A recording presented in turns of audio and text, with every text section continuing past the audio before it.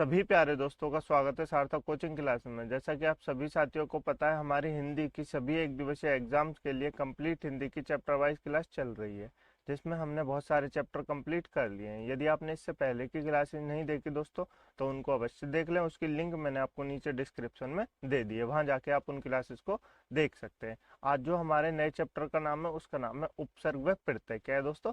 उपसर्ग व प्रत्यय के बारे में आज हम पढ़ेंगे। ठीक है दोस्तों, तो क्लास को शुरू से अंत तक अवश्य देखिए। ये क्लास आपके लिए अति महत्वपूर्ण है, क्योंकि इस क्लास से आपके एग्जाम में 1 से 2 क्वेश्चन अवश्य देखने को मिलेंगे। ठीक है दोस्तों, तो क्लास को शुरू से अंत तक अवश्य देखिए। चलिए दोस्तों, बिना देर के हुए अपनी क्लास स्टार्ट करते हैं।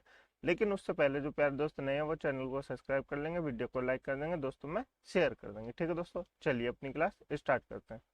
देखिए दोस्तों, सबसे पहले हम जान लेते हैं उपसर्ग क्या होते हैं। क्या दोस्तों? उपसर्ग क्या होते हैं, उसके बाद हम पढ़ेंगे प्रत्यय। ठीक है दोस्तों, तो उपसर्ग क्या होते हैं दोस्तों? उपसर्ग वे शब्दांश होते हैं जो किसी शब्द के पूर्व में अथवा प्रारंभ में जुड़कर उसके अर्थ को प्रभावित करते हैं, उन्हें उपसर्ग कहते हैं। आपको समझ में आया दोस्तों? मैं आपको बताता हूँ। देखिए दोस्तों, उपसर्ग उन्हें कहते हैं जो किसी शब्द के प्रारंभ में जुड़ते हैं, मतलब किसी शब्द के आगे जोड़ते हैं और उसके अर्थ को प्रभावित करते हैं, उसको क्या कहते हैं? उनको उपसर्ग कहते हैं। जैसे उदाहरण के तौर पे देख लेते हैं दोस्तों, उपहार। उपहार में दोस्तों हार तो पूरा अर्थ है, उसके जो आगे उप लग रहा है ना दोस्तों, उप क्या है? उप एक उपसर्ग है। उप एक उपसर्ग है। हार तो पूर्ण शब्द है, हार तो पूरा शब्द है, लेकिन उसके आगे जो उप शब्द जुड़ा हुआ है वे एक उपसर्ग है। जैसे उपवन। उपवन में वन तो पूरा अर्थ है, वन का तो अपना अर्थ एक सार्थक अर्थ है, लेकिन उसके आगे उप जुड़ने के बाद उपवन हो जाता है। उपसर्ग लगने से उसका शब्द बदल जाता है, तो क्या हो गया? उपवन हो गया। आपको समझ में आया उपसर्ग क्या होते हैं दोस्तों?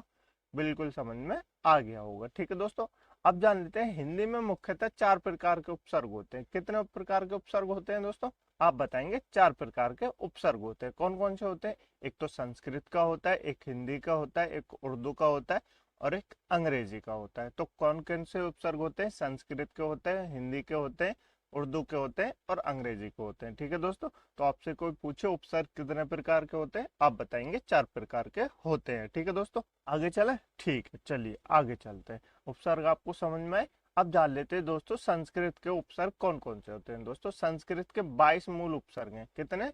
22 मूल उपसर्ग हैं। आपको ये याद रखना है, आपसे एग्जाम में पूछ सकता है दोस्तों कि संस्कृत के उपसर्ग कितने, तो आपको बताने 22 उपसर्ग हैं। कितने बताने? 22 उपसर्ग हैं। आपको इनके नाम याद नहीं रखने दोस्तों, फिर भी आप देख लीजिए। क्यों याद नहीं रखते? क्योंकि ये एग्जाम में नहीं पूछे जाते ना। आपसे संधि विच्छेद करके पूछे जाएगा, आपको सिर्फ एक शब्द दिया जाएगा, उसमें से आपसे पूछेगा निम्नलिखित में से किस शब्द में, इस शब्द में कौन सा उपसर्ग है। क्या दोस्तों? इस शब्द में कौन सा उपसर्ग है, ये आपसे पूछा जाएगा। बस आपसे ये नहीं पूछा जाएगा कौन सा उपसर्ग है, संस्कृत का है, हिंदी का है, उर्दू का है। बस आपसे उस शब्द को तोड़ के बताना है कि उसमें कौन सा उपसर्ग है, ये आपसे पूछा जाएगा। ठीक है दोस्तों, चलिए देखिए दोस्तों कौन कौन से संस्कृत के उपसर्ग हैं जान लेते हैं। एक तो अति है दोस्तों, एक अधिक है, एक अनु है, एक उप है, एक अभि है, एक अवय, एक आय, एक उतय, अप, दूर, दूष, नी, निशय, निर, प्र, परा, परि, प्रीति, वै, शु, शम, अन। ये दोस्तों 22 उपसर्ग हैं जो संस्कृत से हैं। कहाँ से हैं दोस्तों? जो संस्कृत से हैं। ठीक है दोस्तों, आप ये याद रखेंगे। अब मैं इनके उदाहरण आपको दिखाता हूँ। देखिए दोस्तों, ये मैंने 22 के 22 उपसर्ग लिखे हुए हैं, उनके मैं आपको उदाहरण दिखाने जा रहा हूँ। ठीक है दोस्तों, आप इनको पढ़ लीजिए एक बार, मैं आपको पढ़ के बता दूं। चलिए, जैसे कि अतिक्रमण। अति के जान लेते हैं। अतिक्रमण। क्रमण दोस्तों देखिए, क्रमण का अपना एक अर्थ है। क्या दोस्तों? क्रमण का एक सार्थक अर्थ है, उसके आगे अति उपसर्ग लगा हुआ है। क्या दोस्तों? अति उपसर्ग लगा हुआ है। जैसे अतिवृष्टि। वृष्टि एक अलग अपना शब्द है और जिसके आगे अति उपसर्ग लग के क्या बना है? अतिवृष्टि बन गया है। ठीक है दोस्तों, शीघ्र। जैसे अति शीघ्र। शीघ्र क्या होता है? शीघ्र माने जल्दी होता है, लेकिन अति शीघ्र क्या होता है? अति शीघ्र उसके आगे अति जो है, अति क्या है? अति एक उपसर्ग, उसके आगे उपसर्ग लग के अति शीघ्र बन गया। तो अति शीघ्र मतलब बहुत से बहुत जल्दी। जैसे आप यहाँ देखेंगे अत्यंत लिखा हुआ है, यहाँ तो अत्यंत लिखा हुआ है, तो आप कैसे कह रहे हैं सर अति है? तो आपने संधि की क्लास नहीं देखी तो उनको अवश्य देख लें। अतियंत का क्या बन जाता है? अति धन अंत बन जाता है। क्या बन जाता है? अति धन अंत बन जाता है। तो इसमें क्या उपसर्ग लगा हुआ है दोस्तों? अति उपसर्ग लगा हुआ है। जैसे अतिचार में ये अत्याचार लिखा हुआ है, इसका भी बन जाएगा अति धन आचार। क्या बन जाएगा? अति धन आचार। इसके लिए आपको संधि की क्लास अवश्य देख लेनी चाहिए। ठीक है दोस्तों, तो इसमें कौन सा उपसर्ग लगा हुआ है, आप कहेंगे अति उपसर्ग लगा हुआ है। कौन सा लगा हुआ है, अति उपसर्ग लगा हुआ है। ठीक है दोस्तों, नेक्स्ट दोस्तों अधि। अधि का होता है दोस्तों, अधि उपसर्ग के बारे में जान लेते हैं।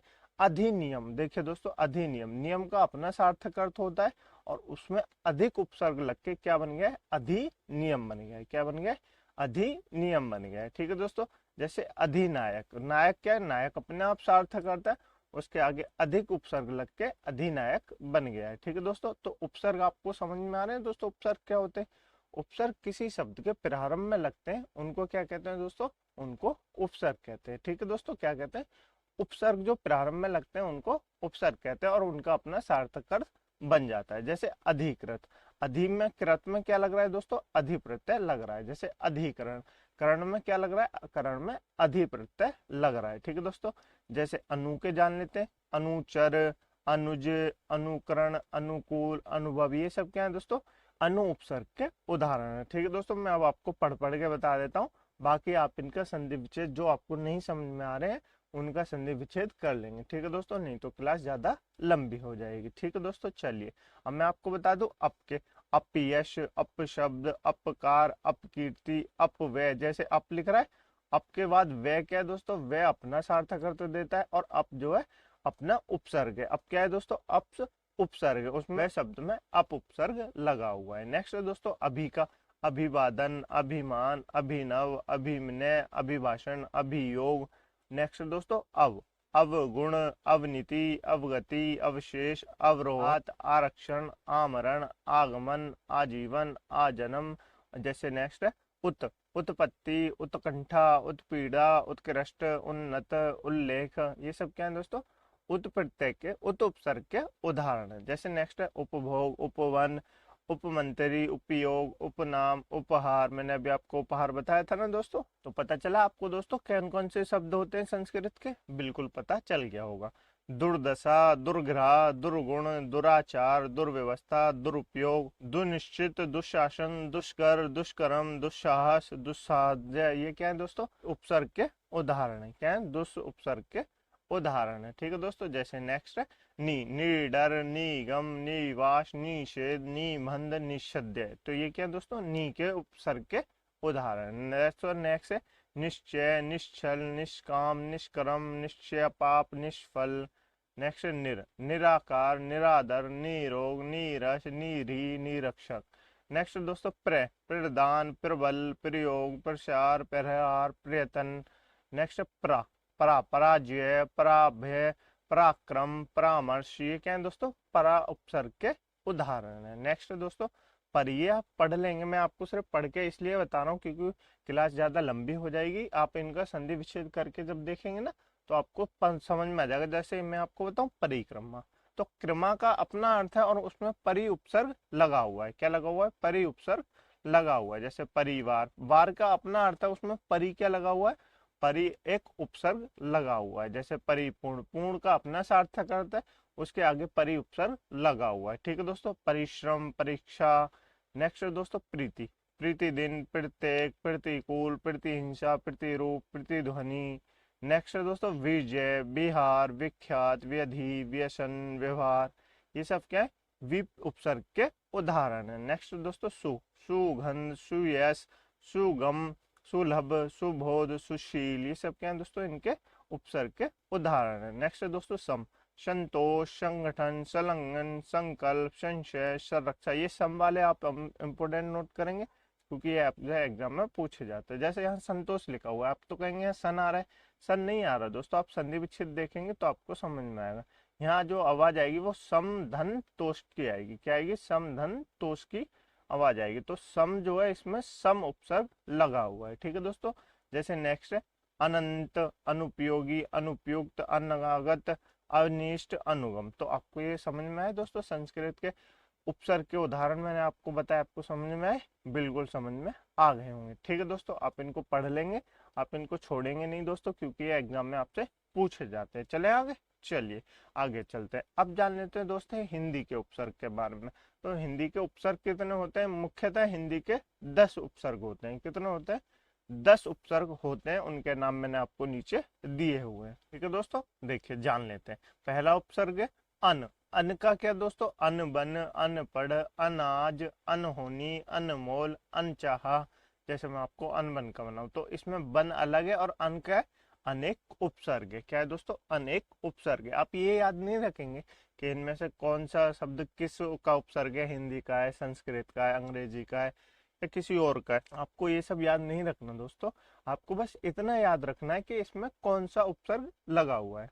ठीक है दोस्तों, आपसे शब्द देगा और आपसे पूछेगा इसमें कौन सा उपसर्ग लगा हुआ है। जैसे इसमें कौन सा लगा है, अन उपसर्ग लगा हुआ है। ठीक है दोस्तों, तो आपको यही याद रखना है बस।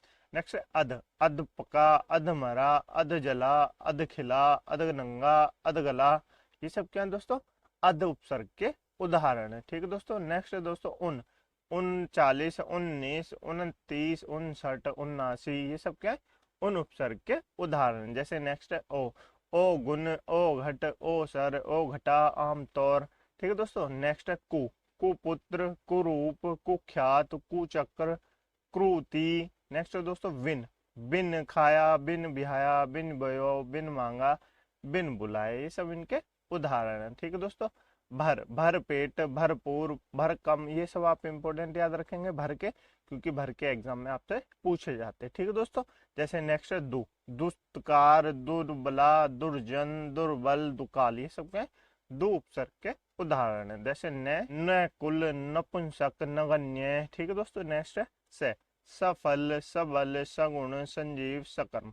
तो ये सब क्या है दोस्तों, इन सब के उदाहरण है। आपको समझ में आए दोस्तों, हिंदी के उपसर्ग कितने, 10 हैं। ठीक है दोस्तों, मैंने आपको उनके उदाहरण बताए और मुझे उम्मीद है आपको उपसर्ग के बारे में कोई कंफ्यूजन नहीं होगा। ठीक है दोस्तों, संस्कृत के उपसर्ग भी आपको दिखाए, उनमें भी आपको कोई कंफ्यूजन नहीं होगा। ठीक है दोस्तों, मैं आपको फिर से बता रहा हूँ, आपको सिर्फ इतना याद रखना है। आपको एक शब्द देगा, जैसे भरपेट दे दूं मैं आपको, जैसे भरपूर दे दूं, तो आपसे पूछेगा इसमें उपसर्ग क्या है, तो आपको क्या बताना है, आपको बताना है इसमें भर उपसर्ग है। क्या है दोस्तों, भर उपसर्ग है। आपको उपसर्ग क्लियर हुए, बिल्कुल क्लियर हो गए होंगे। आगे चलें, चलिए अब दो उपसर्ग और बचे हैं, उर्दू और अंग्रेजी के, उनके बारे में जान लेते हैं। छोटे छोटे से उपसर्ग हैं, उनके बारे में जान लेते हैं। जैसे दोस्तों ला। ला का क्या होता है, लापारिश, लाचार, लाजवाब, लापरवाह, लापता। सब क्या है, ला उपसर्ग के उदाहरण है। जैसे बद, बदनाम, बदसूरत, बदनाम, बद दिमाग, बदबू, बदकिस्मत। ये क्या है, इसके उदाहरण है। आपको याद रखने हैं दोस्तों, ये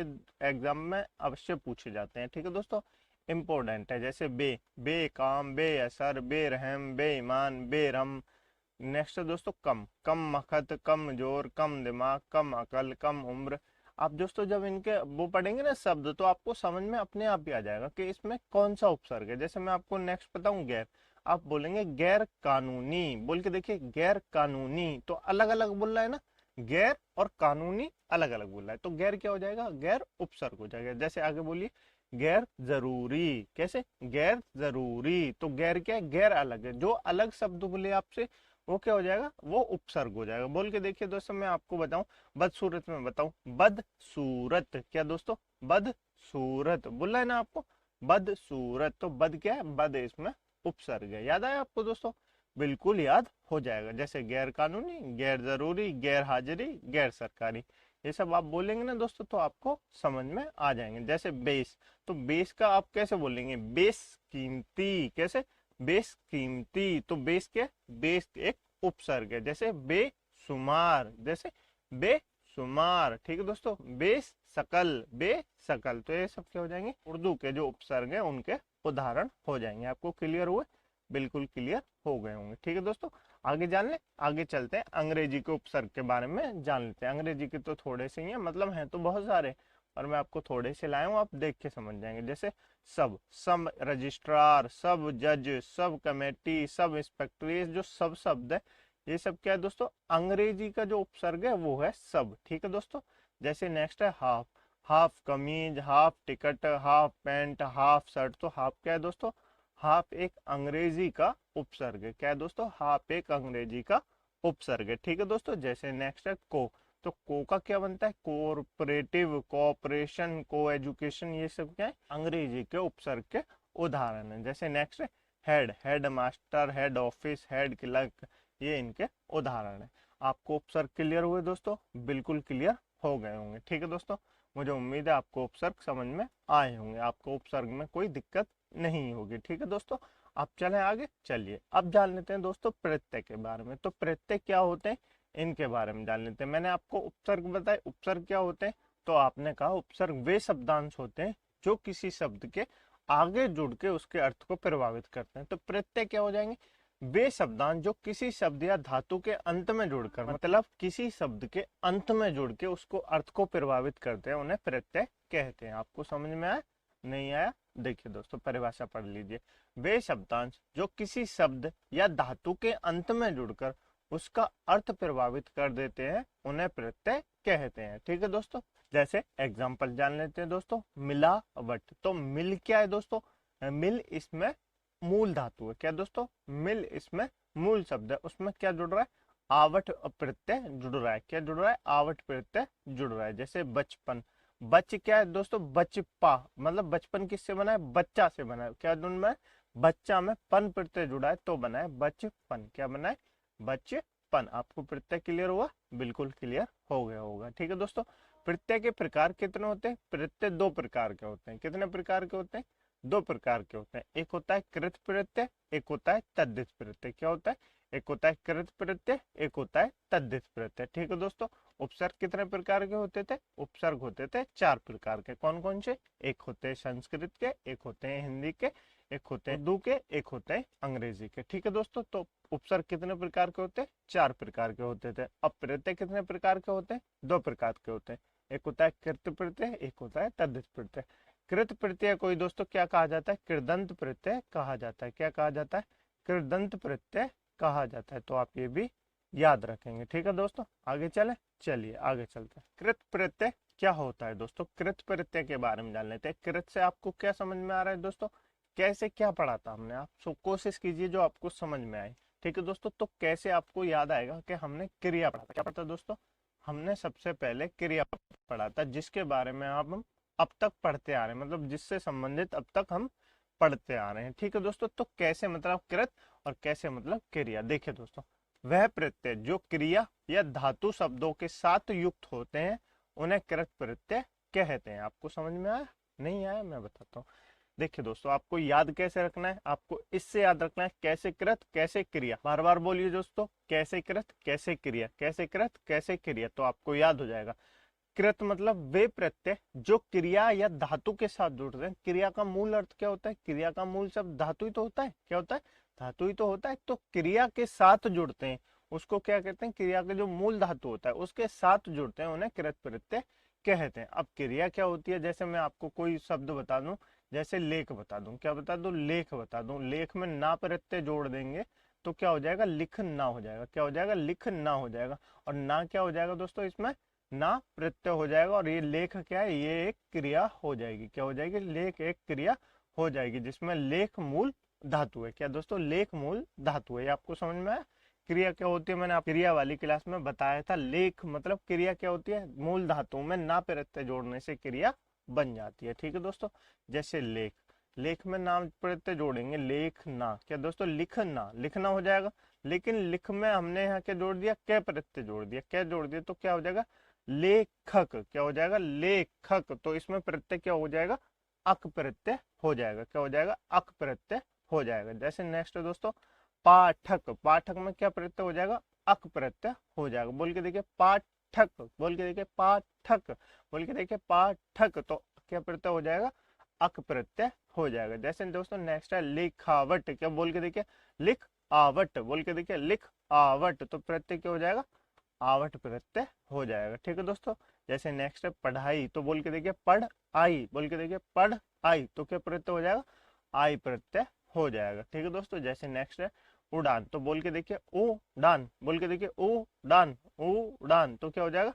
आन इसमें प्रत्यय हो जाएगा। क्या हो जाएगा? आन इसमें प्रत्यय हो जाएगा। आपको समझ में आए? बिल्कुल समझ में आ गए होंगे। ठीक है दोस्तों, तो आपको क्या समझ में आया? कृत प्रत्यय क्या होते हैं? जो क्रिया मतलब मूल क्रिया का जो मूल धातु होता है, मतलब क्रिया का जो मूल शब्द होता है उसमें जुड़ते हैं, उसको क्या कहते हैं? उसको कृत प्रत्यय कहते हैं। आपको क्लियर हुआ? बिल्कुल क्लियर हो गया होगा।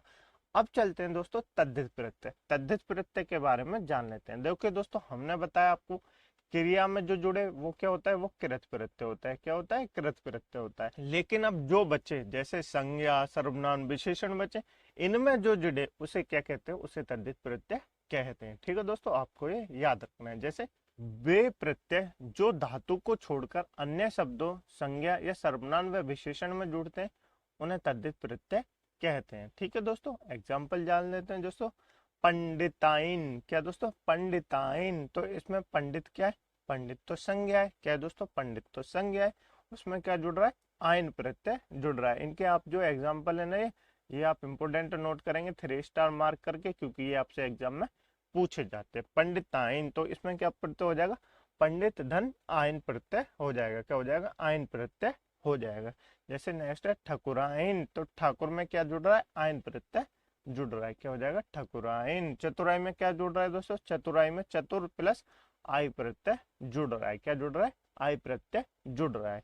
जैसे लड़ाई में क्या जुड़ रहा है? लड़ प्लस आई प्रत्यय जुड़ रहा है। ठीक है दोस्तों, जैसे सेठानी में क्या जुड़ रहा है? सेठ प्लस आनी प्रत्यय जुड़ रहा है। क्या जुड़ रहा है? आनी प्रत्यय जुड़ रहा है। जैसे नेक्स्ट है नौकरानी, नौकरानी में क्या जुड़ रहा है? नौकर प्लस आनी प्रत्यय जुड़ रहा है। तो आपको समझ में आया तद्धित प्रत्यय क्या होते हैं, कृत प्रत्यय क्या होते हैं। कृत प्रत्यय वह होते हैं जो क्रिया की धातु, क्रिया का जो मूल शब्द होता है धातु, उसमें जुड़ के क्या करें? एक शब्द को प्रभावित करें, उनको कृत प्रत्यय कहते हैं। ठीक है दोस्तों, तद्धित प्रत्यय क्या होते हैं? तद्धित प्रत्यय वे प्रत्यय जो धातु के छोड़कर अन्य शब्दों, संज्ञा, सर्वनाम, विशेषण में जुड़ते हैं, उन्हें तद्धित प्रत्यय कहते हैं। ठीक है दोस्तों, आपको क्लियर हुआ?